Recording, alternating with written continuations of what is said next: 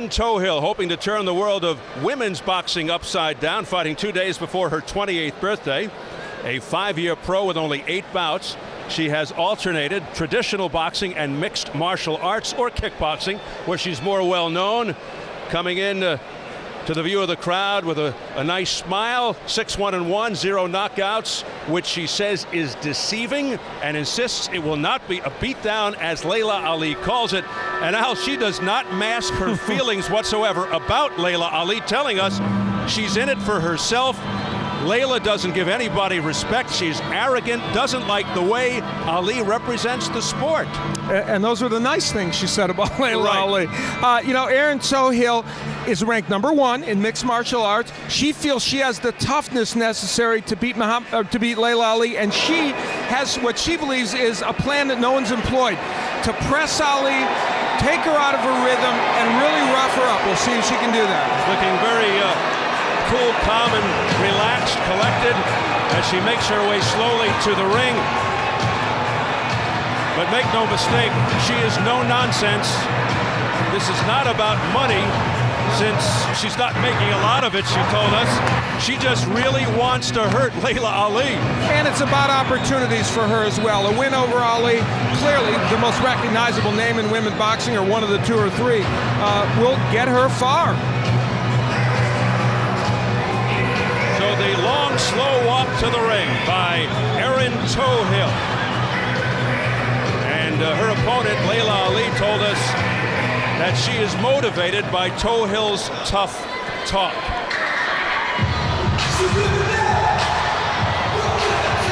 And the crowd psyched up as Laila Ali returns to the Washington, D.C. area a second time to fight.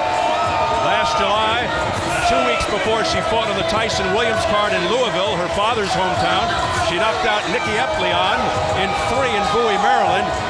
Ali drew 9,000 in the rain at Prince George's Stadium. She has stepped up her game with her last 9 wins by knockout, including a one-sided victory over a smaller but game former queen of women's boxing, Christy Martin.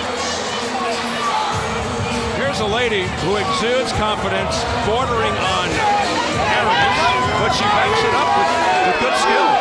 She really does, and you know, you can, of course, her proud father, he has seen her before in these kinds of settings. A couple of points. Laila Ali is braggadocious. She can border on arrogant, but the one thing you have to say about Laila Ali is she has continually gotten better. She has worked at her craft. And the other thing you have to say is that she understands this setting, this bigger setting, a lot better than most of her opponents, like Erin Toughill. So she is a little more at home in this kind of situation. And Laila, in contrast to her father, Muhammad Ali, more of an aggressive pressure-type fighter who really likes to bang power shots and go for the explosive KO. That was Mom and Pop there.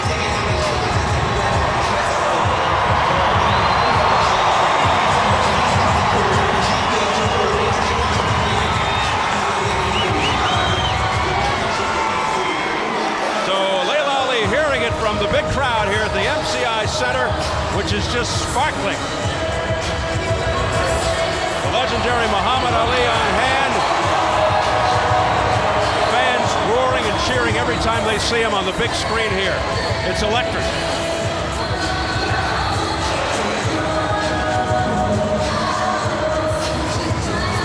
Laila says hard to find quality opposition in a shallow pool of women fighters, particularly her size. The woman she keeps calling out these days is a fighter by the name of Ann Wolf. Let's check the numbers right now as we go to the tail of the tape. And it is very even on paper. Both Ali and Toughill are 27, same exact height, the reach nearly identical. At yesterday's weigh-in, Ali just under at 167, and Toughill right on at 168. Super middleweight limit. Notable rules for this women's title bout. Remember, they're 2-minute rounds. There's no standing 8 count, no 3 knockdown rule. A fighter cannot be saved by the bell in any round. If an accidental headbutt occurs before the end of the 4th round, the fight's ruled a no decision. If it happens after the end of round 4, they go to the scorecards.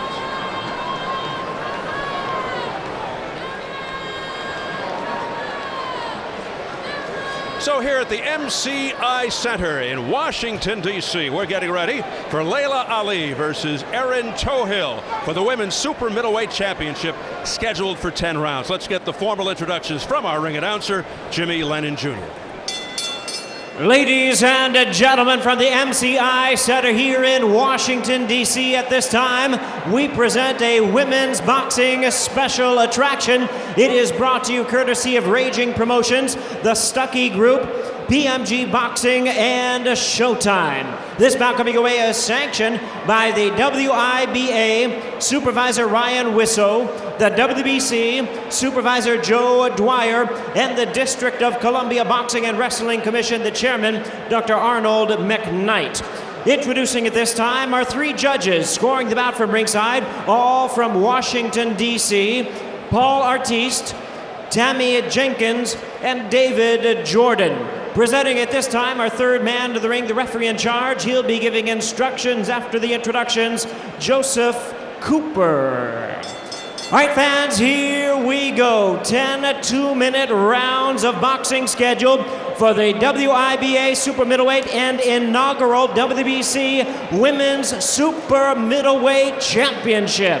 Introducing to you first the challenger on my right. She is fighting out of the blue corner, entering the ring wearing green trunks with white trim, joining us from Huntington Beach, California. She weighed in at the super middleweight limit of 168 pounds with a record of 6 wins, 1 loss, and 1 draw. Ladies and gentlemen, please welcome the challenger, Irish, Erin Toughill.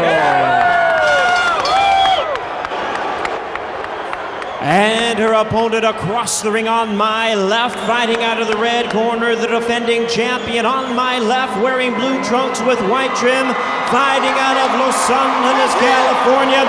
She weighed in at a ready 167 pounds, undefeated in her campaign to the ring with 20 wins, no losses, 17 wins coming by way of knockout. She is the WIBA Super Middleweight Champion and the IWBF Light Heavyweight Champion. Ladies and gentlemen, please welcome the undefeated Laila "She Be Stingin' Ali."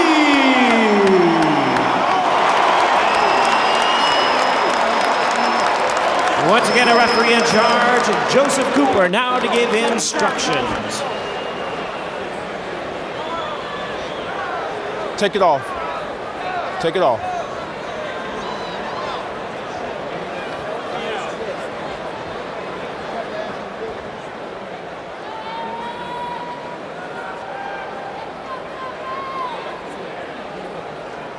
Y'all getting pre-fight instructions early in the dressing room. I expect you to conduct yourself as professionals that you are. Let's shake hands! Let's throw some thunder! My goodness, Joseph Cooper scaring me. He's fired up, isn't he? Laila Ali, who said she likes fighting tall opponents. They were eye to eye. She's not used to that. She told us her right hand is more effective in these circumstances, Al, as you heard her say. And the upset-minded Erin Toughill, a daunting task facing a woman in a league of her own. And the familiar face you saw in the corner, former world champion Roger Mayweather, who trains Laila Ali. Toughill's plan is simple. Get inside, disrupt Ali, make her fight in a way she's not used to fighting. Ali likes to be at a distance, have a pace that she likes, and don't be taken off your rhythm. Toughill in the green. Watch them with heads. the right game plan. Crowder. Keep the pressure on, go to the body. Jackie Frazier used that well against Laila, although Jackie didn't win the fight. Daughter, of course, of Smokin' Joe Frazier. And you know, early on already here, there were moments in that first sequence where Toughill was able to land a pretty good left hook and get inside the jab and the straight right of Ali without getting hit. Laila Ali, a natural talent, pretty fair bloodlines, but she's worked hard at improving her skills. Toughill, a striking, physically looking impressive boxer, but can she match the speed and strength of Laila Ali? She said she watched almost every single Laila Ali fight on tape and concluded that Ali is consistent. It's jab, jab, cross. Jab, jab, cross. And that is what Ali does, much like her father. You know, her dad, who was obviously one of the great fighters of all time, if not the greatest, as he would say, never did develop a left hook. Threw maybe 3 body shots, I think, his whole career. Interesting, yeah. But was able to get it done with that jab and a straight right hand. And there's Laila landing it right there. Laila's starting to let it go a little bit here now, seeing the openings. Toughill felt Laila can't fight on the inside, can't fight going backwards, and that she doesn't have a plan B if needed. She says she'll exploit Laila's weaknesses. Well, we shall see. Unlike the early part of the round, though, Toughill has stayed on the outside and given Laila Ali a chance to do just that, land those big right hands and jab. Big finish to the first round by Laila Ali, and a countering right over the top by Toughill. Stop!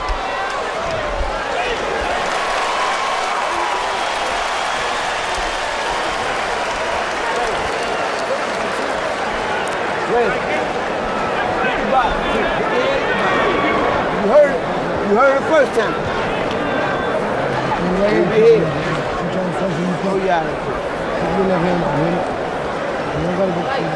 Don't let her control it.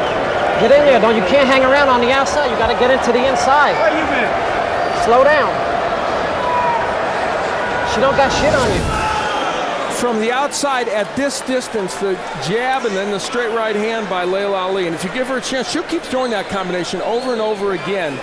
And if she has her distance, she can do it. Laila Ali fights tall, and that's a big plus for her.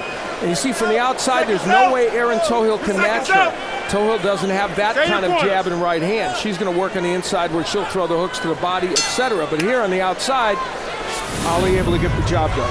The hand speed of Laila Ali towards the end of that first round really making a difference. There was head movement from Erin Toughill early in the round, but not there. There's some body work by Toughill. That's what she needs to do if she's going to make this fight an interesting one.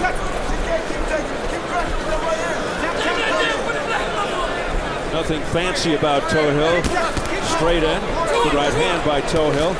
Not a lot of head movement or side-to-side, very deliberate. Now, there's a nice combination by Toughill. She's now starting, when she gets on the inside, she can impose her will. Blood from the nose of Toughill right now.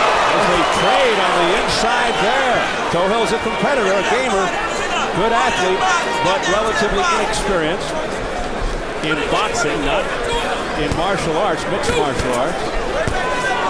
Toughill keeping her hands up higher and landing some counter right hands, but it can take more than that if the fight is fought at this distance. Blood coming from the right nostril of Toughill. Kickboxers who switch to traditional boxing generally do not have correct footwork or punching leverage, but Toughill doing a pretty good job, but here comes Laila Ali on the attack. Now, a lot of those were blocked, but the couple of those right hands got in. And you see Toughill's waiting for a chance to counter with her own right, and she did fairly well there. But, of course, you lose a round when you take that many shots. Well, you just can't let Laila Ali walk in and do what she wants. She's just too strong, too smart. She knows how to control a fight. And she gets inspiration from the crowd. And remember, they are more likely to stop women's bouts because of situations even like that nose with Toughill.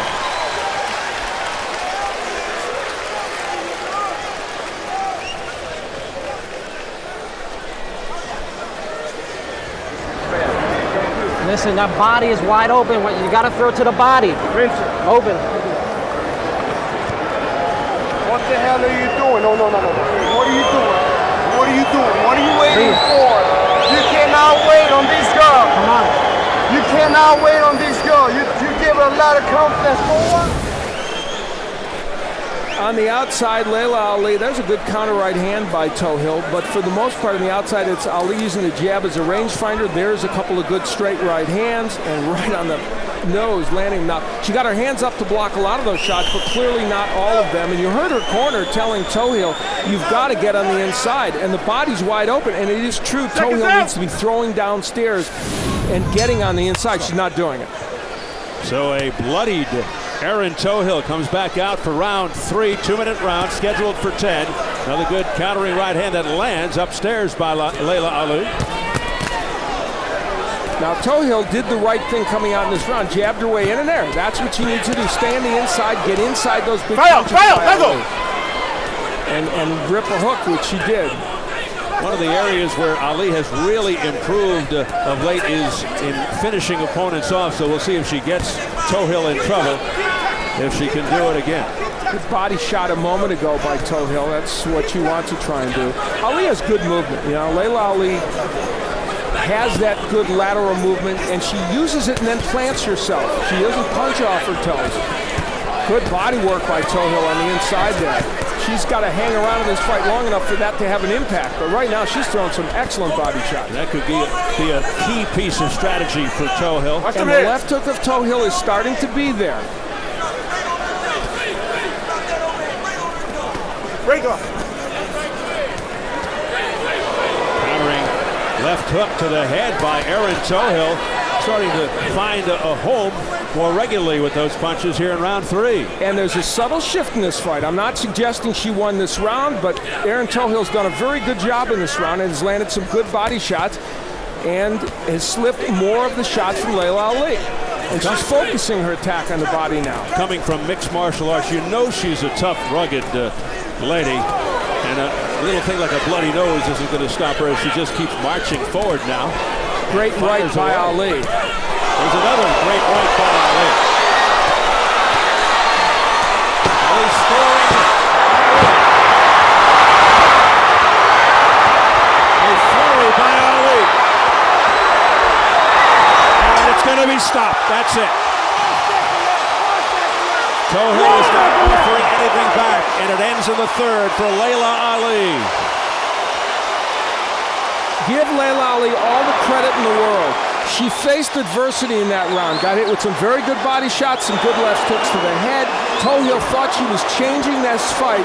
Laila Ali got her in trouble, and Laila Ali in women's boxing is the best finisher in the sport. Now, we just talked about it almost on cue. She got her opponent in trouble and ended matters briskly. She just jumped right on Erin Toughill and finished the job. And Muhammad Ali, once again, a proud papa.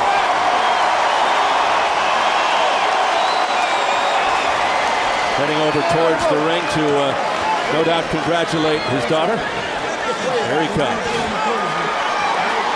And he'll hear it from the crowd as he gets into the ring. The greatest. Over to congratulate a lady called CB Stinger. Of course, a play on words. Ali's famous expression, floats like a butterfly, stings like a bee. And being saluted by the crowd right now is Laila Ali, who remains undefeated, now 21-0, 18 knockouts, and retains her super middleweight title. Here's the race with Dad. One thing about Laila, she's inherited the gift of gab from her famous father. Right now, nobody in women's boxing can outfight her or out-talk.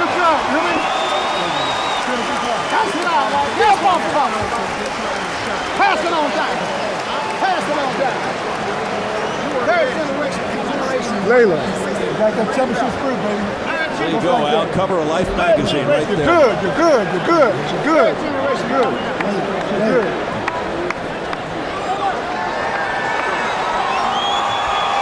Very touching moment there as Laila and her legendary dad, Muhammad Ali, embraced and kissed. And Rahman Ali, Ali's brother there also. Her uncle, of course.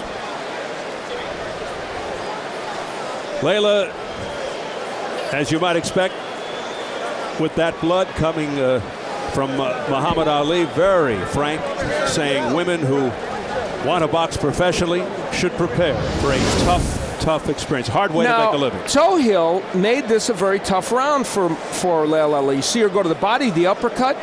This was the kind of fight she wanted. And look, she lands a very good left hook. At that distance, Erin Toughill could make some things happen. And I think at that moment, was turning the tide of this fight, but at a distance from outside.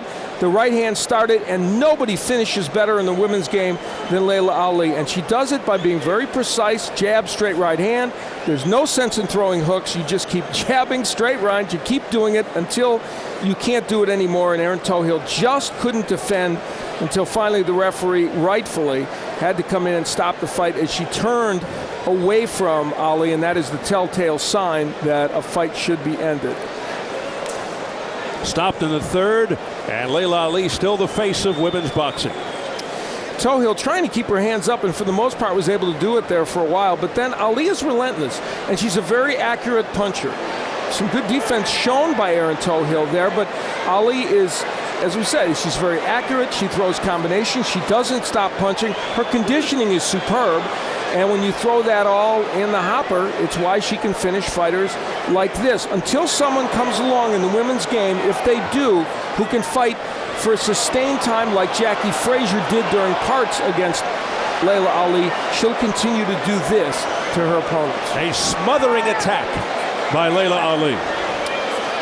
And Erin Toughill, of course, very, very distressed and hurt, just dazed at this juncture, and that's a boxer that just can't get it done anymore. Well, she said she wanted to put a hurt on Laila Ali, but it was certainly the other way around. Another kiss from Papa. You're supposed to be over here. Let's get the official announcement right now from our ring announcer, Jimmy Lennon Jr. Ladies and gentlemen, we have the time of 1 minute, 59 seconds in round number 3. Our referee in charge, Joseph Cooper, stops the contest. She is the winner by way of technical knockout. She is now the WIBA and WBC Women's Super Middleweight Champion and still undefeated, Laila "She-Be Stingin' Ali.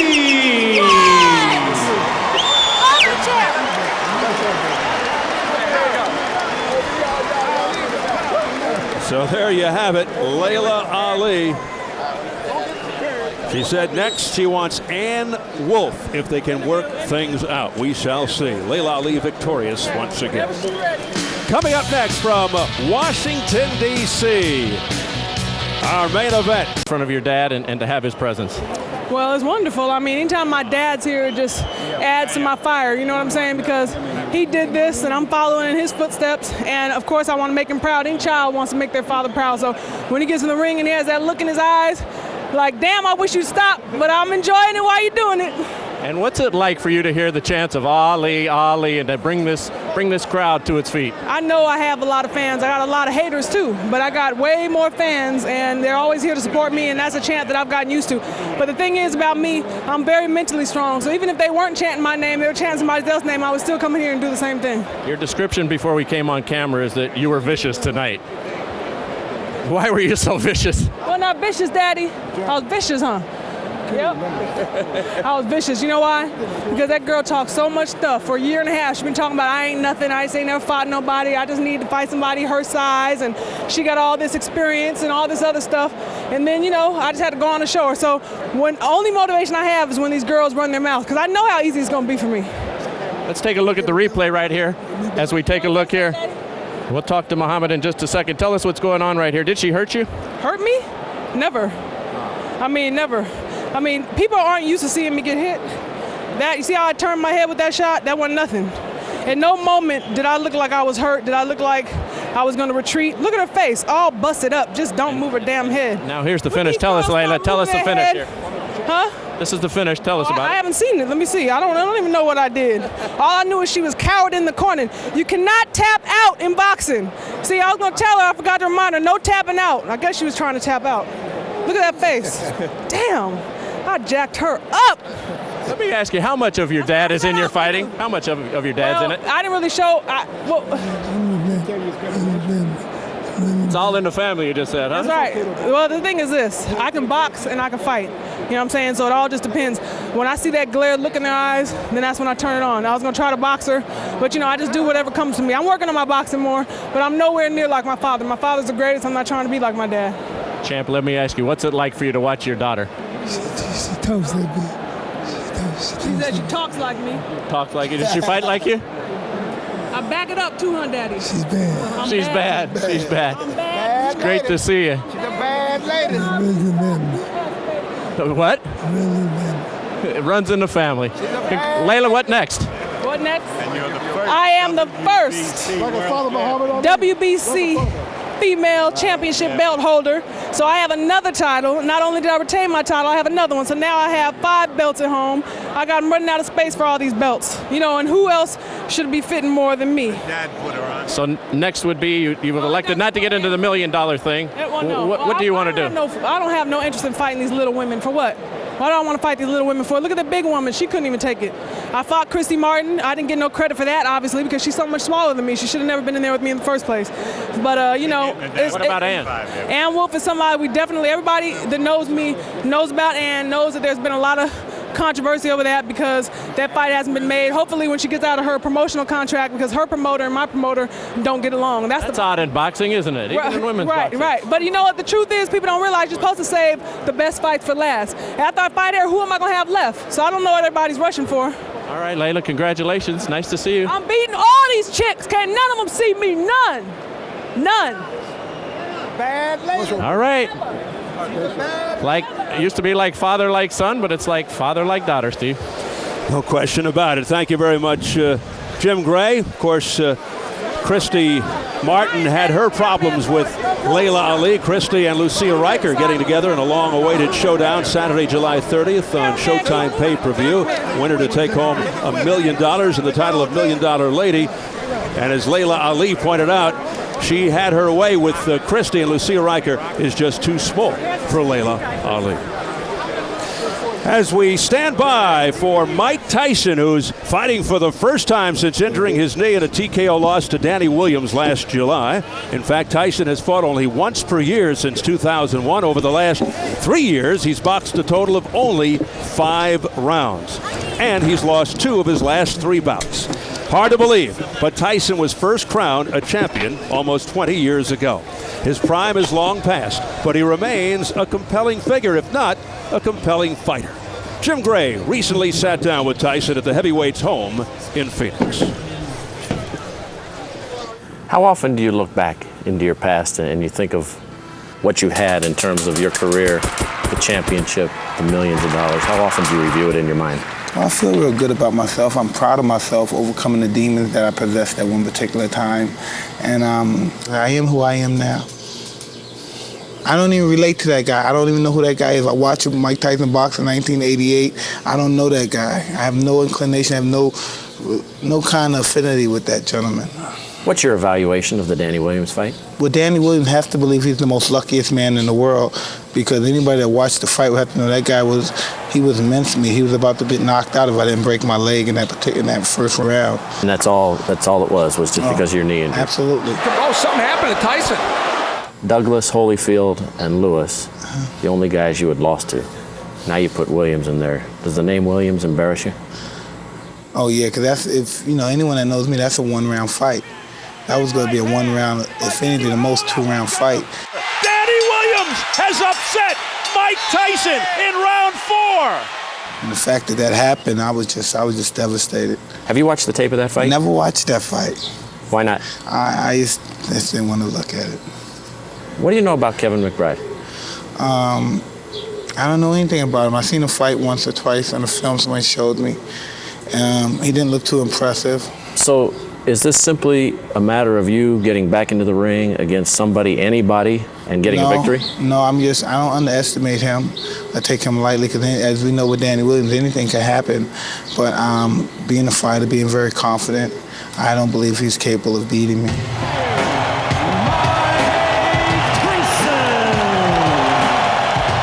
Why do you think so many people have purchased tickets to see you fight when, in essence, you really haven't been a great fighter for a number of years? I don't know. It depends on what's your definition of a great fighter. A great fighter is someone that fills the seats up. I've always been capable of doing that. Are you a great fighter in your mind now? Oh, absolutely. You are? Yeah, absolutely. This day?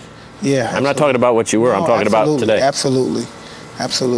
My record speaks for itself. And besides losing to the guys that lost, all the guys that lost to were world champions. And when I did lose to them, I put up great fights. And losing to Mr. Williams, everyone would know, if anybody from a boxing standpoint would know, that was a big fluke. How would you describe the current state of the heavyweight division? I don't know. Oh, you know, you watch all these fights. These guys are doing their best. And, are there any of the guys who hold the belts who you feel you can't beat? No. Once I'm in physical and mental form, no. Mike, you had often told us in previous interviews that you were destined to have a bad finish to your life, that it was going to end like Sonny Liston, out in a blaze. Is that still your feeling? No, I was saying, I was a wild guy. People liked hearing that stuff. People love writing. That was something great to write, and people always were sympathetic to us. But man, please, I see a lot of great things in my future. I don't even stick to that stuff. I'm just surprised I have so many great things in my future. I'm thinking, is this going to be a dream? Is this real? I'm just, like I said before, I'm just pretty content with my life right now. So has Iron Mike turned into Mellow Mike? Whether he has or never be suggested that he could have competed with a prime Mike Tyson. From the Irishman's perspective, Tyson McBride has come at the right time. My name's Kevin McBride. I'm from Clones, County Monaghan, Ireland. When I was 9 years old, a friend of mine asked me would I like to come to a local gym in Clones, and I said I would. And the first time I stepped into the ring, I loved it. I went on to Barcelona Olympics in 1992 as the youngest ever super heavyweight. Then I turned professional, and I had a dream, fighting Mike Tyson one day. I said to my father I'd love to fight him, and he says, if you dream enough, it'll happen. And now it's happening. I love this game so much. I fear nobody, only but the man above, because he's going to judge you at the end of the day. I'm going to show the real Irish power. I've been showing drips and drabs of fights, previously fights, just doing enough to win, but more incentive now to beat Mike Tyson and get a shot at the title. Regardless what anybody says, Mike Tyson has a great name. He brings a lot to the table. It's a great name on your record, and I respect his power. He has tremendous power, but I got tremendous power too. And when I hit Mike Tyson, he's going to think the whole of Ireland's hit him.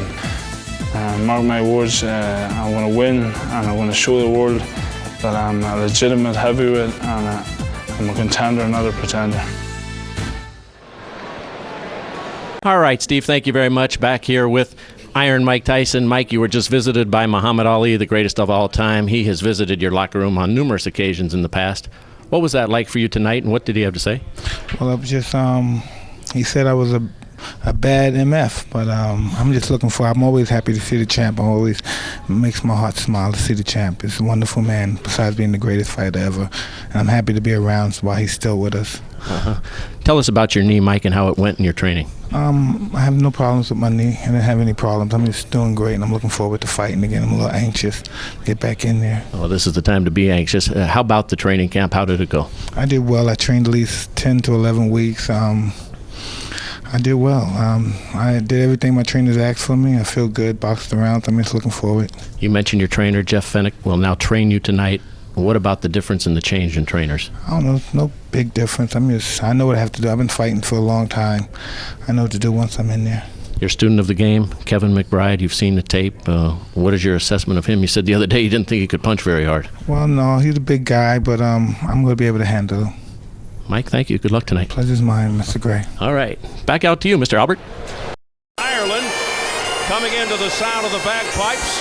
Heavyweight champion of Ireland, but in all honesty, nobody's come forth to challenge him since 1997. A 92 Irish Olympian, youngest super heavyweight ever at the Olympics at 19. 27 KOs among his 32 wins, but mostly soft opposition. Stomped on a lot of guys with losing records, and when he stepped up 3 times, he was knocked out. Also stopped in the third by English journeyman Michael Murray, who had 1 win in his last 18 fights. McBride being paid a reported $150,000 versus $5 million for Tyson, most of it going to creditors and his ex-wife Monica Turner. He's a slow, plodding, straight-ahead inside fighter who has probably gotten away with mistakes in the past because of size and strength. Untested on this level, even this version of Mike Tyson, and man, is he hearing it from this crowd.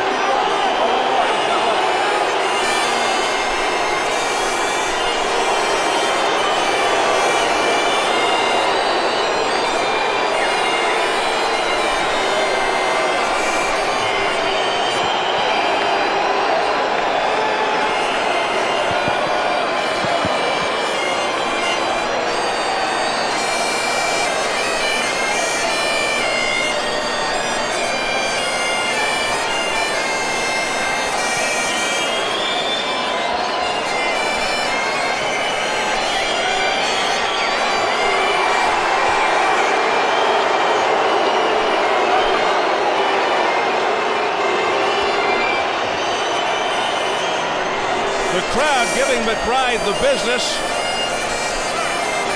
He revealed that he used a hypnotist to prepare for Tyson. That might come in handy even now. Not to be disrespectful, but unless the hypnotist can stand in front of McBride and absorb Tyson's blows, not sure it'll make a difference. He's got a few fans here, but this, make no mistake, is a Mike Tyson gathering. You have the inevitable comparison, says he's not Peter McNeely, another Boston area fighter of Irish descent who didn't make it past a minute 29, dropped twice before his corner rushed in to prevent further punishment. Continues to hear the booing. The bagpipes, Al, are trying to drown it out. There's no question this is a moment that Kevin McBride has never faced before, and these are the moments that often defeat fighters, especially Tyson opponents. Obviously fueled by Danny Williams, but will he bring the heart, determination, and chin that Williams brought to the ring last July?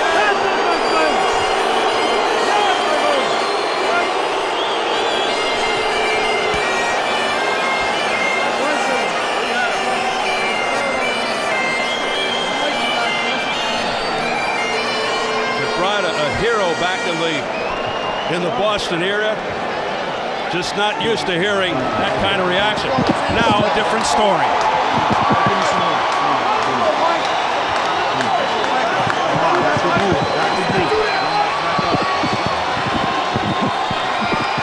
Mike Tyson coming from backstage, about to enter center stage for the 58th time in his tumultuous 20-year career.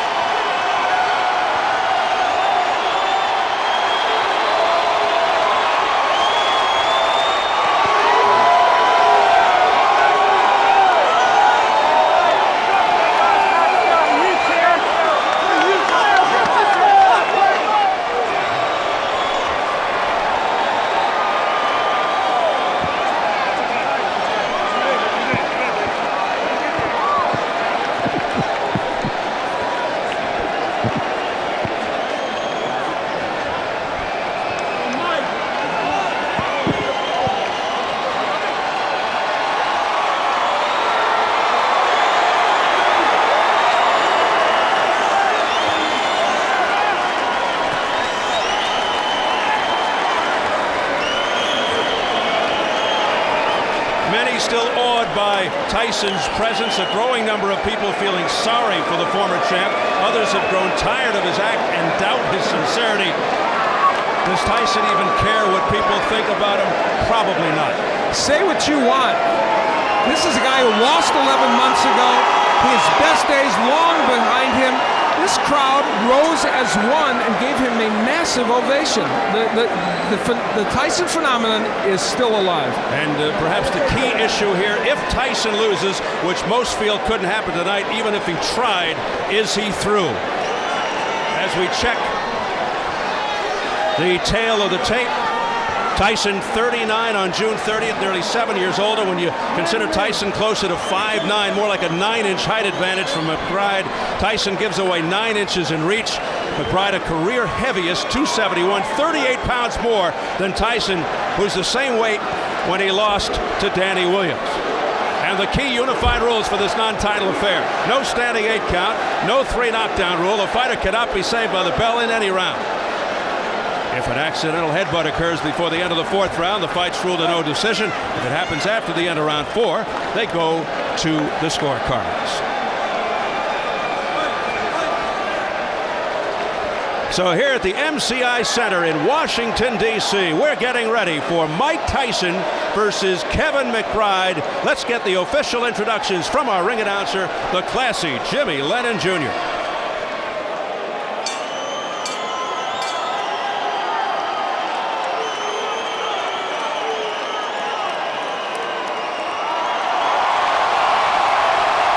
Ladies and gentlemen, a very good evening to you, and we welcome you to the MCI Center here in Washington, D.C., as it's time for the featured bout of the evening, and it's all brought to you by Raging Promotions, the Stuckey Group, BMG Boxing, and Showtime. This bout coming away is sanctioned by the District of Columbia Boxing and Wrestling Commission, the chairman, Dr. Arnold McKnight, Commissioner Mabel Boatwright, and the Deputy Commissioner Alfred Grant. Our physicians at ringside, Dr. William Strudwick, Dr. Don Carroll, and Dr. Anthony Campbell. Our timekeeper at the bell is Andre Davis, keeping count of the knockdowns, Paul McGarvey. Introducing to you at this time our 3 judges, all from Washington, D.C., Paul Artiste, Tammy Jenkins, and Stephen Rados.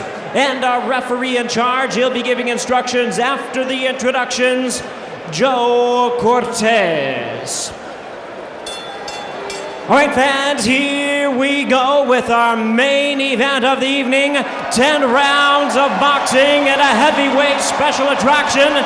And now, ladies and gentlemen in attendance and boxing fans joining us around the world, live from Washington, D.C., it's showtime!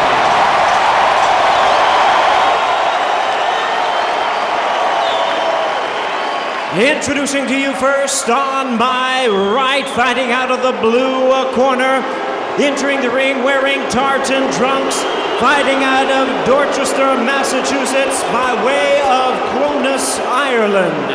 He weighed in at 271 pounds with a record of 32 wins, 4 losses, and 1 draw. He has 27 wins coming by way of knockout. Ladies and gentlemen, please welcome the heavyweight champion of Ireland, known as the Clones Colossus, introducing Kevin McBride. And his opponent across the ring on my left, fighting out of the red corner, really needing no introduction the world over, wearing black trunks and hailing from Catskill, New York. His weight already 233 pounds. His record 50 wins, 5 losses, 2 no contests, with 44 big wins coming by way of knockout.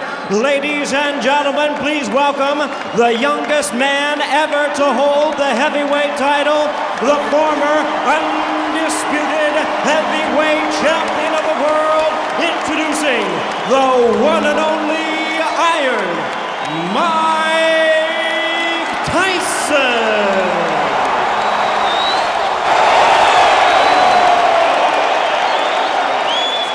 Once again, Joe Cortez is our referee in charge, 10-round scheduled bout.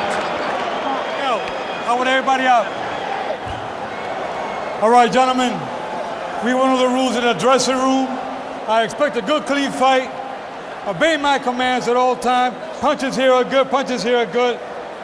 Remember, guys, I'm fair, but I'm firm. Touch them up. The mammoth McBride towering over Tyson, who as usual looks cut and fit. It seems the Tyson camp always tells us Mike will take his time, be patient, not rush in. He'll slip, move, counter, show his skills. But how many times have we actually seen that as Tyson usually pounces at the bell? You may have heard of Kevin McBride, but you probably never saw him fight. The old joke is don't blink. although McBride insists he'll shock the world and KO Tyson, but that expression just doesn't carry the same significance it once did. Very small ring, so if somebody did need to move a lot to get out of trouble, or they could, they're not going to be able to. Joe Cortez, the referee. Here we go. And it's McBride throwing first and missing. And immediately looks to tie him up. Well, for once, they told us the truth. Mike Tyson didn't run out. In fact, he's staying on the outside. That isn't to suggest he's not going to get very aggressive, but he's kind of staying on the outside, biding his time right now.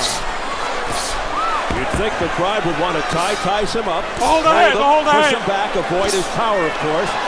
Try to get past 4 or 5 rounds and hope Tyson tires.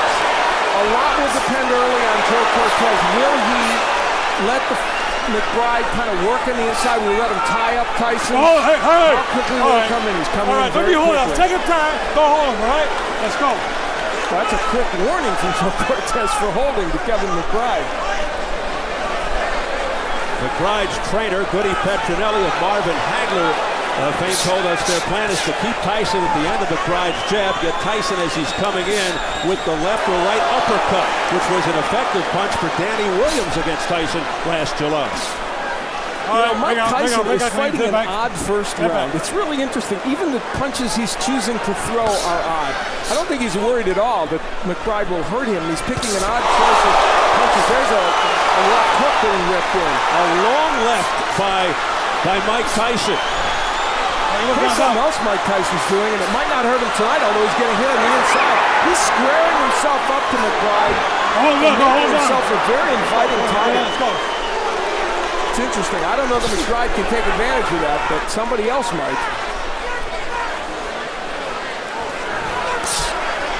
Hold it out, get out. Tyson missing with the right. From Tyson's camp. Get the hand off. Get the hand off the head. We're told they want rounds to build up stamina. All right, bring up, Tyson fatiguing is ludicrous.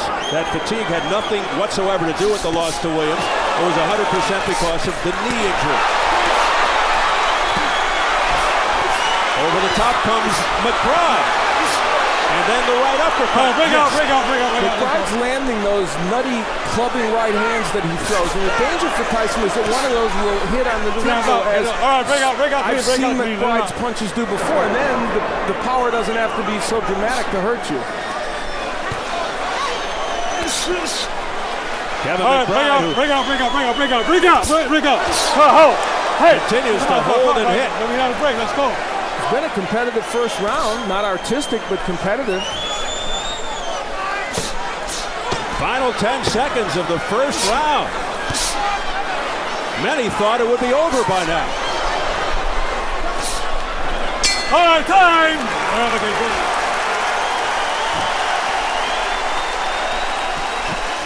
What's the uppercut, Mike? Like some nice big breath. Excellent. Breathe out straight. Breathe through, Mike. Breathe and relax. Breathe and relax, that's all. There's no rush. We can do 10 of these if we have to. There's not a chance. Breathe and relax. Mike. Well, Mike Tyson has to get up and get to that big 6'6" McBride, missing with the left hook. Not going to the body that much in round one, though he did get there a couple times. There's a hook that just glances off the face of McBride, thrown in an odd manner. Tyson is still throwing a lot of arm punches. Now, there were moments in the last round where the body work was effective. There he throws on the inside. Look how he's squaring himself up, though, against McBride, making himself really a pretty easy target, but McBride not the greatest counterpuncher on the planet. Well, without question, Kevin McBride, who's never fought on this level, certainly not in awe of Mike Tyson. Off the lunging left hand by Tyson. Now he holds back. Those left hooks are so wide and so sweeping and such arm punches. You know, I mentioned in the keys, Tyson doesn't want to keep throwing those arm punches. That's what he's doing. All right, hold it. Bring out to me. Not an easy job for Joe Cortez. Referees, no matter how much experience, always tested in various ways in a Tyson fight. Biggest hope not to be a factor. You know, McBride's plan, part of it was to land an uppercut as Tyson came rushing in, but Tyson hasn't really rushed in that much. Now, the McBride jab has actually kept Tyson kind of at bay. He's landed some pretty good jabs. That's what he said he wanted to do. As he now ties Tyson up and rolls a couple of rights along the chin. Tyson not working on the inside.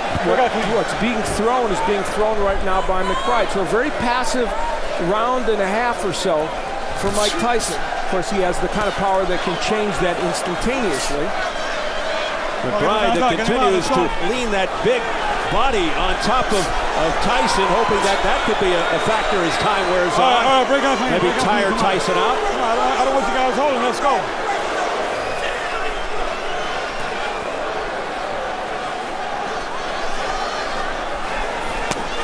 Body shot by Tyson.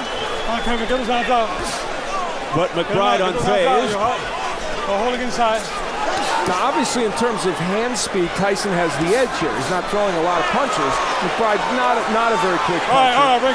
And yet, he's been able to land McBride when he does throw. And that's part of the defensive liabilities we've seen from Tyson. There's a low blow by Tyson.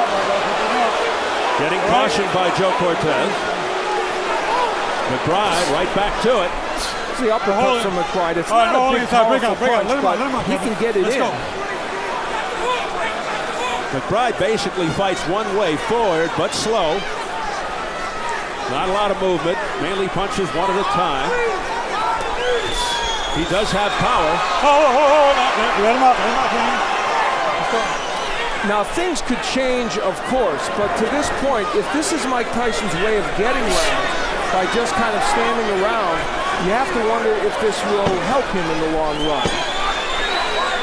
And if you're not a boxer and you're a puncher, it's hard to be in this posture and make rounds look good. McBride landing on the inside there as he ties Tyson up. 2 in the books.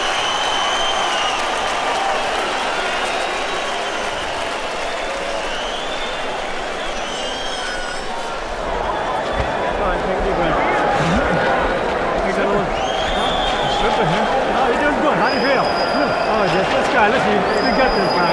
That's the best he's got. Mike Tyson throwing wide sweeping hooks. I mean, that's, you know, wide open to be countered. Nice uppercut on the inside. And again, the hook, mostly an arm punch. And McBride making him miss. This is the left hook downstairs that Tyson throws. That was definitely low. Yep, that's below the belt line. And Joe Cortez giving him a warning. You have to assume that if that happens again, a point might be deducted. Now, McBride wants to land this uppercut. Now, it's not a great punch. That's holding and hitting there by McBride. And there's that clubbing right hand and the uppercut. He can get a few things done on the inside because he can maul and brawl Tyson. Tyson comes out with a little more flair here in round 3. Joe Cortez better look out. He's losing control of them on the inside. And they're big men to handle. McBride trying to lean on Tyson, as we mentioned, use his weight advantage whenever the fighters clinch. And he gets in a short right hand. All right. Kevin McBride, as you can see, hardly a textbook puncher. Doesn't throw punches correctly all the time. Tyson, if you notice, keeps biting his glove. His left glove. Oh, watch your hands. Watch your hands inside. Watch your hands inside, guys. Come in. Go ahead. Something he used to do as an amateur. Long time ago. Is he reverting to old Stop habits? right there. Stop right there. Stop right there. Good, good. That's good. That's good. Well, we're into round 3, and so far, certainly an artistic effort. Is Mike Tyson biding his time? Hold right there. Attacking the way he needs to get Kevin McBride out of there? And how much credit can we give to McBride for hanging in there? And again, McBride goes to the tactics of tying Tyson up. That is hooked by Tyson. His best punch in the fight. He momentarily got free and unleashed the left hook and got it home.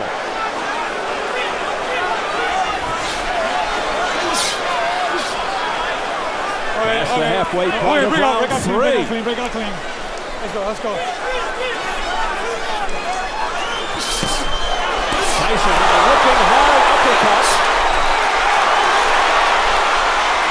McBride continues to stand right in there and take it. And you know what Kevin McBride's doing that's very smart? Look at how close he is to Tyson. Remember, like he's smother and survive. And he knows that. Tyson holding up, biting his left glove. Body shot. McBride's breathing pretty heavy as well. So just the fact that he might get Tyson into the 5th or 6th round hardly guarantees him of a victory. And Tyson is doing most of the effective punching what's being done right now. Don't hold him, my man. Don't hold our head. Let's go. McBride pulling the head down of Tyson, getting warned by Cortez. You know, Danny Williams, who is a much better technical fighter than McBride, was able to land the uppercut very effectively on his side. McBride is throwing it, but it's just not accurate. And Tyson continues to swing and miss. All right, break out clean.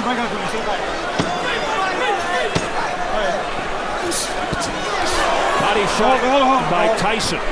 One and done. All right, time. 3 rounds complete. Breathe. We've done 6 late rounds before, Mike. There's not a problem at all, champ. Just breathe for me and listen to me, Mike. Mike, we've got to come back with the second punch. If the right hand misses, the left hook will land. If the right hand hits it, the left hook will land. We've got to throw more than one punch. I know you're right, champ. Breathe that, champ. Breathe that straight for me, Mike. Breathe that, that's it. Mike Tyson using the jab, which has been not very effective throughout, and there's McBride saying, okay, come on. You know, he's unintimidated at this moment, Kevin McBride. You can say that for him. And on the inside, McBride just kind of mauling him, and that's the best left hook probably Tyson has thrown in this fight. And McBride unfazed, at least for the moment. What you saw there, really, Steve, was this fight in microcosm. A kind of rough and tumble, inartistic effort by both men. Nice right by Tyson to start off this round. Tyson punching with more evil intentions now to begin the 4th. Now, McBride's doing the right thing. He's getting up, curling up in a ball and getting as close to Mike Tyson as he can. That's the right thing to do to get through that onslaught. For whatever it's worth, Kevin McBride strategically is doing the right thing, and that may extend his shelf life in this fight. Yeah, it doesn't make for an exciting fight, but look out as Tyson with a borderline shot then. Wow, another low. McBride looks to hang on. The shots now landing with a little more regularity and harder and cleaner by Tyson. Good body work by Tyson. Some not legal, but some legal. Banging to the body. And the head used by Tyson. Well, the old Tyson's not completely gone, is he? He bites the glove and comes around with an overhand right. Now, if McBride gets through this onslaught, it'll be very interesting to see what happens in this round and this fight. This is the part where Mike Tyson has decided, I want to go after him. Tyson looking to step and turn, but couldn't fire because he got tied up. McBride with the jab. Tyson missing, but banging with the left hook to the body. Break out clean.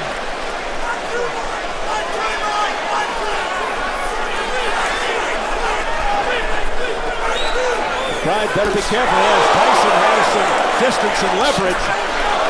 Mike Tyson is a mess defensively, but it doesn't matter in this fight. McBride not able to counter him as well as he might. All right, break out clean. Under a minute, round 4. Scheduled for 10. The body work of Tyson has been very, very good in this round, though, certainly, and that could have some big impact in the next round or two. All right, break out clean. Tyson looking to end matters on one punch, but that right hand did not have full impact. All right, break out clean. Remember, Kevin McBride, a whopping 271 pounds, 38 pounds more than Tyson. That's a big difference. And when he hangs all over Tyson, it could have an effect on Tyson if the fight goes deep.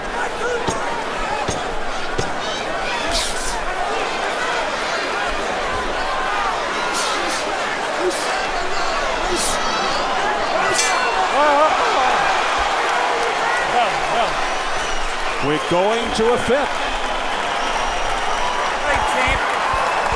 Breathe. Breathe. Water, Tommy. Beautiful 1, 2, Mike. That's okay. Now listen to me, Mike. Mike, you know when you throw the right hand in the body? You hurt me with it every time. The right hand in the body. Breathe. Sit up. Sit up, take a breathe. Breathe out. Deep breath. Now listen to me. The right hand in the body. Athletics asking for body work from Tyson, and that is one of the things he's done well in this bout, at least in spots. That was a good right hand downstairs. And for a little while in that round, it looked like that body work was really getting to Kevin McBride. Now on the inside, for the most part, there's the use of the head by Tyson, and he is a master at that. And then here comes the left hook and the head alternately. And Tyson is a very tough inside fighter, and he's using everything at his disposal. Round number 5. Well, you know, good right by Tyson. Tyson last reached the 5th round 3 years ago versus Lewis, and McBride hasn't been past 5 since 2003, so both men heading into territory they're not used to recently. Tyson also going to the forearm tactic, you may have noticed. That was a good left hook downstairs. But, you know, if McBride had better technique, Mike Tyson would have been hit with a lot of punches tonight, but he doesn't. He is a lumbering giant of a heavyweight hanging in there against the former champion. And I'll tell you, when he gets on the inside, McBride's able to land those little short right hands. How much damage they could possibly do to Tyson remains to be seen, but he's getting those punches in. Tyson, though, showing that obviously a shell of himself. So far, yes.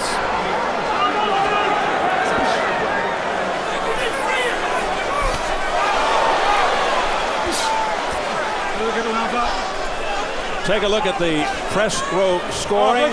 Kind of interesting. George Willis from the New York Post has it even through 4. I have Tyson ahead by 2 points, but you can make a case for the even scorecard very easily. Right hand to the body by Tyson.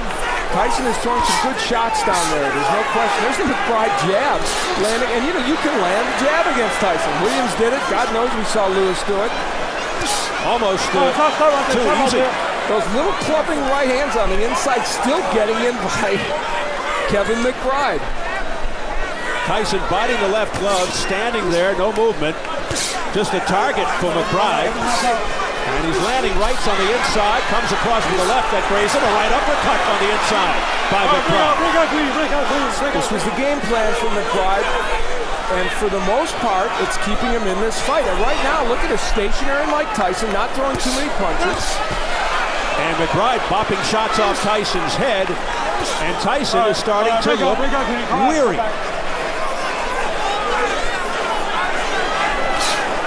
He has slowed considerably. Sure has. And now McBride from the outside able to land punches. Well, we saw this against Danny Williams, and look when he throws punches, he throws just arm punches, kind of squaring himself up. Tyson does, and a big uppercut on the inside by McBride. That was the best punch he's thrown in this fight. A right hand by Kevin McBride that had to instill a lot of confidence. Now he goes to the body and back upstairs. Kevin McBride controlling the pace.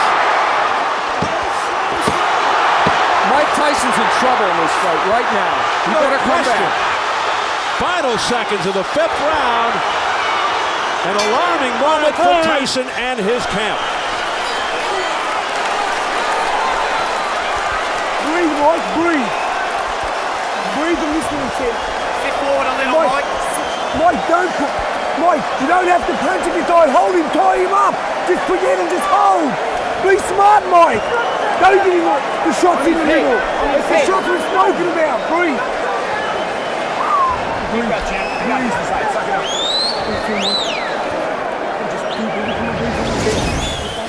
Well, a rugged round for Mike Tyson. That was a terrific right hand to the body, and another one by McBride. And once he got Tyson on the inside, he landed some very good uppercuts. A punch that we know you can get in, and he was going to rely on. Good work by Kevin McBride, and just as important, I think, he leaned on Tyson. He sapped his energy by putting all 270 pounds on him, holding him against the ropes, and making a very fatigued Mike Tyson head back to his corner. Well, in the past, one-punch power would bail Tyson out. It looks like he may lead.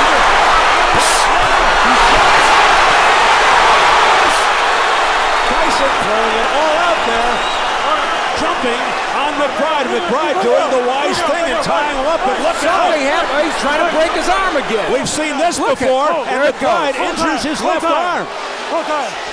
Hey, come here. Come here. Mike, I don't want any rough fighting with the arms, you understand? You too, I want a clean fight. You hear? Let's go, time in. Remember the Tyson-Francois both a fight when he messed up both his arms. We're now in an area where Tyson is very frustrated. And now there's blood around the left eye of McBride. All of a sudden, a cut opens up. It looks like it's over the left eye. That came, I believe, from a clash of heads. Whether intentional or not, that's another question.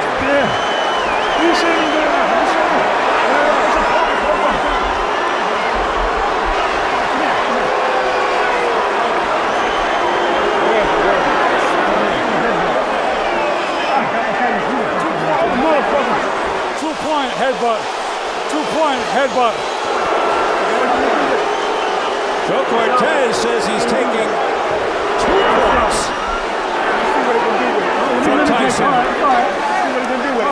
And that's a dramatic turn of events if they have to go to the scorecards. So an intentional headbutt. Let me see it. Come on, take your hand. No, you can't work on the cut. You can't work on the cut. Petronelli, trainer Cutman, wants to work some more on the cut.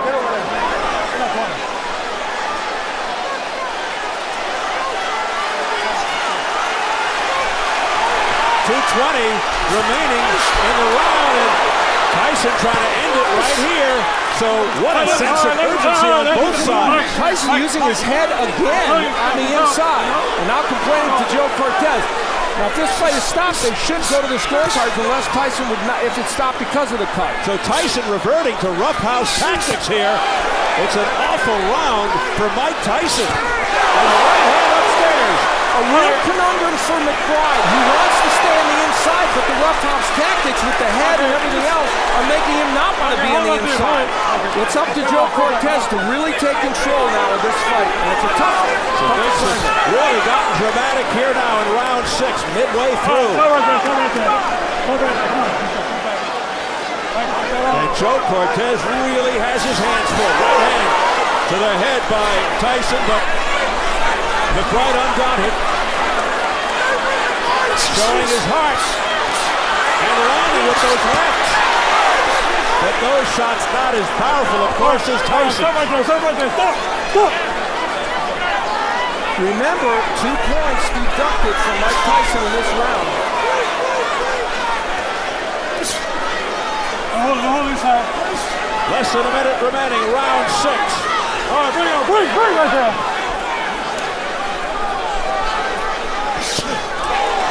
In a fight that has shifted dramatically, McBride landing the uppercuts from close range.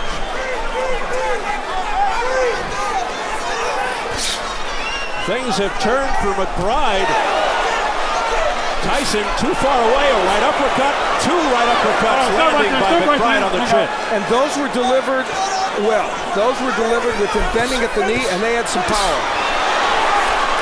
Kevin McBride, a journeyman, is making Mike Tyson look like a third-tier heavyweight.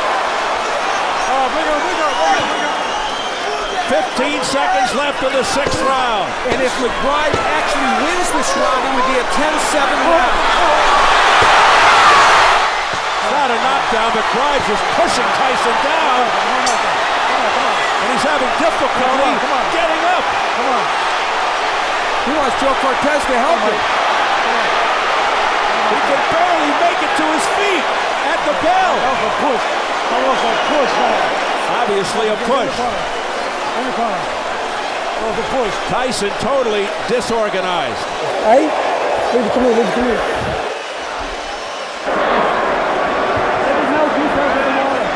Come on. Let us help you. Leave me alone. Come on, leave me alone, will you? Leave me alone.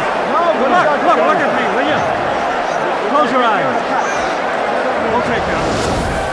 Well, an eventful round to say the least. First, Mike Tyson twisting the arm of... It's over. It's over. Kevin McBride is the winner. Mike Tyson quits on his stool. He's not coming out to the 7th round. It's all over. Kevin McBride has defeated Mike Tyson.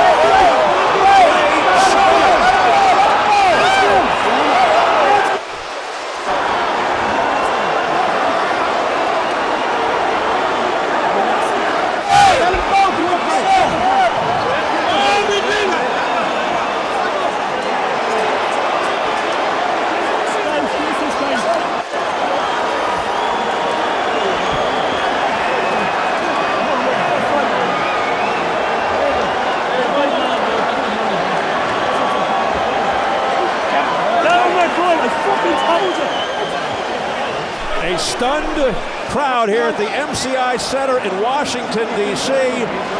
as journeyman Kevin McBride defeats Mike Tyson, who quits on his stool.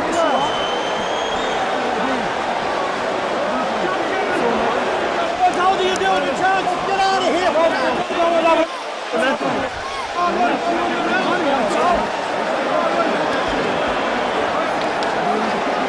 I've got to say it, Al. Logic would dictate that Mike Tyson should think about retirement. But logic and boxing don't necessarily go hand in hand.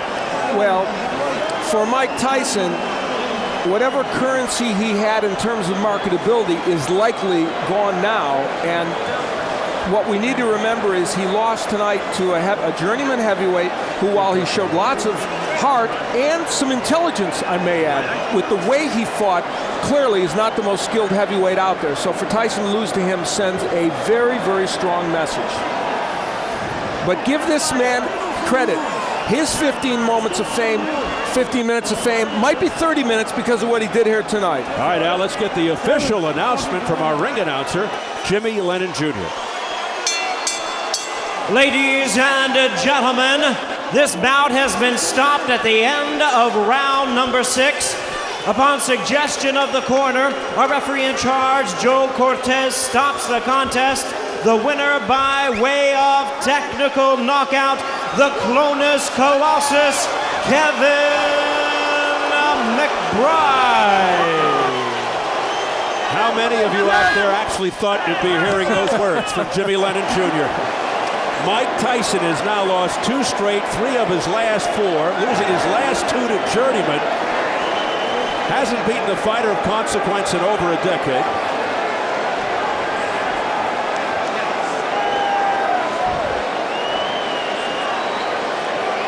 Jim Gray is up in the ring right now with Mike Tyson. Jim. All right, thank you very much, Steve. Mike, first let's start with you. Did you want to continue? Well, I would like to continue, but I saw that I was getting beat on. I realized I don't think I have it anymore because I got the ability to stay in shape, but I don't got the fighting guts, I don't think, anymore. When did you recognize that? At what part of the fight? I don't know, early into the fight. I'm just sorry I let everybody down. I just don't have this in my heart anymore. Did you feel as though you had it coming into the fight? No, I'm just fighting to take care of my bills, basically. I don't have the stomach for this kind of no more. I'm more conscious of my children and those guys looking at my appearance. I don't have that ferocity. I'm not an animal anymore. Does that mean we won't see you fight again? Yeah, that's most likely. I'm not going to fight again. I'm not going to disrespect the sport anymore by losing to this caliber of fighters. Jeff, why did you decide to step in at this point and tell referee Joe Cortez that you didn't want him to continue? I told everybody from day one when I came here that I'm not here. I love Mike, and it's enough. I could see that, he done his best for those rounds. And listen, We wouldn't have done 6 rounds like that, you know, 6 months ago, 12 months ago. He done great rounds. I'm so proud of him today, and I want him not just to get, we lost, but hey, a lot of great fighters lost the last fight. Jeff Fennick did. I want him to go out happy, proud, and able to look after his children. That's what he can do today. Mike, how difficult is this for you emotionally and mentally to see this come to an end after the career you've had? Not much, because I don't have any desire for this anymore, so I basically don't care much about the sport. I'm just, I'm sorry to disappoint the people. I wish they can get their money back some kind of way. You seemed as though in the 6th round like you were fighting for your career not to end with the headbutt. Was it intentional? No, but I'm just in there fighting, and I'm a little desperate, so I'm trying to win. Mike, a lot of people wonder what you'll do now with your life. Boxing has been your whole life. Well, I'm sure I'll find something to do. Boxing doesn't define me. I'm just sorry to disappoint the people in the city. I know I didn't have it in my stomach no more, but I was in dire needs to take care of my life. Is Kevin McBride a good fighter, or was he just somebody who caught you now at the end of your career? Well, you know, I can't take anything away from Kevin, but your guys know the situation. People in the boxing world know the situation. I know you've lost tonight. I know it's difficult, but are you in a better place in your head mentally at this portion of your life than you've been in the past? Oh, definitely. I have different friends, different associates. I don't even associate with my old crowd and associates no more. I don't get involved with that. I'm in a different world right now, a totally different spirit. Mike, we appreciate your time. It's been great to watch your career. It's been up and down. We've seen a lot of things out of you, and tonight we appreciate your sportsmanship and the way you've handled this. Thank you very much, Jim Gray. All right, Mike Tyson. Just Jeff, remember, there's 18,000 people here to see a legend, and he went out as a legend. That's absolutely true. As we bring Kevin McBride in, Mike, thank you. Thanks very much, Mike. You're a legend, and I appreciate the fight, man. Good man. God bless. Thank you. Kevin, what was your thought process coming into this fight? What did you expect to be the outcome? I thought Mike was going to be fast like he was, and then, you know, I stuck the fight with him a bit too much, and, you know, he's a warrior, and I respect the man, and I'm a warrior, and I just, you know, I come with a lot of heart from Ireland, you know, and, you know. Were you surprised that he didn't come out like he has in the past, just throwing punches and trying to intimidate his opponents, as all of the tapes would have indicated to you? Well, you know, Tyson's a clever man. He's trying to look for the opening, and thank God he didn't get the punch on, and I you know, retaliated good, so, you know, he's a good fighter. Kevin, stay with us. Mike, I want to ask you, why did you come out so passive? We're so used to seeing you run across the ring in your first barrage of punches in the first round. Why did you change tonight after a career of that? You know, I'm just being honest. I'm not taking nothing away from Kevin. I don't love this no more. I'm just in here. I don't love this no more. I even love fighting since 1990. But Kevin, congratulations on your career and good luck. Now, I wish you the best and make a lot of money. How much were you able to use? Goody Petronelli getting in here as well. How much were you able to use your weight advantage to be inside on Mike and to hang on him? I had a lot of weight on him, and I just, you know, every day I'm learning something different, and it's great to fight Mike because he's, you know, he's a great warrior, and it's good to have it under the belt, and, you know. You just told him he is a legend. What will this mean to you, particularly when you go back to Ireland? Oh, it's great. You know, it's great for Ireland. You know, Ireland were crying out for a heavyweight for a long time, and I'm a legitimate contender now, not a pretender. And I want to. Mike, thank you. We appreciate it. Okay. Kevin, finally, let me ask you, Kevin, while we still have you here. Kevin, hold on a second. Yep, hold on a second. Kevin, did you feel as though he intentionally headbutted you there in the 6th round? I was trying to break my arm and headbutt me and all that, so, you know, that's the rough tactics of boxing, you know what I mean? And, you know, he wasn't getting his way with me, so, you know, I'm a bigger, stronger man, and a bigger, stronger man will always be the smaller, stronger man, you know, so they just showed tonight, you know. I take a good shot, you know what I mean, and, you know, I'm just coming into my prime. I have a lot more to offer to boxing, you know, so I'm just looking forward for the future. Hopefully Showtime will have me on here again, and, you know. As you look forward to the future, tell us a little bit about Goody Petronelli. He seemed to have guided the career of Marvin Hagler pretty well. Yes, you know, Goody Petronelli is a great trainer. You know, he trained Marvin Hagler. He come from the town of champions, Brockton. And we're all champions now. Pascal Collins here, younger brother Steve Collins, is running with me every morning. I'm trying to catch up with him. He's a middleweight and catch up. And Rodriguez or Radovan here, you know, a good strength coach. I'm lifting 265. I feel strong as an ox. You know, I didn't get off as quick as I could because, you know, it's just wary of Tyson. But, you know, I know at the end I was going to take him out, you know. Kevin, congratulations to you. Thanks very much. I did what I had to do. Sure did. All right, let's go back to Stephen Al ringside. Gentlemen. All right, Jim, thank you so much. As Mike Tyson with his advisor, Shelley Finkel, making his way to the dressing room. Some people throwing debris at Mike Tyson. You could see his reaction at one point. This has to be a torturous moment for a guy like Mike Tyson. Much symbolism here tonight. That certainly a part of it as his career comes to an end. A very tumultuous career. What happened in this fight, I believe, in some respects, very much is his career in a microcosm. Controversy follows Mike Tyson. It did in this fight to a great extent. During the course of this match, of course, as it labored on and he became less and less likely in his mind, apparently, to get this man out of there, Kevin McBride, he would ultimately resort to some of the things that have helped make Mike Tyson a controversial figure. Kevin McBride told us that he idolized Mike Tyson. Tonight, he probably ended the career of Mike Tyson. He may well have.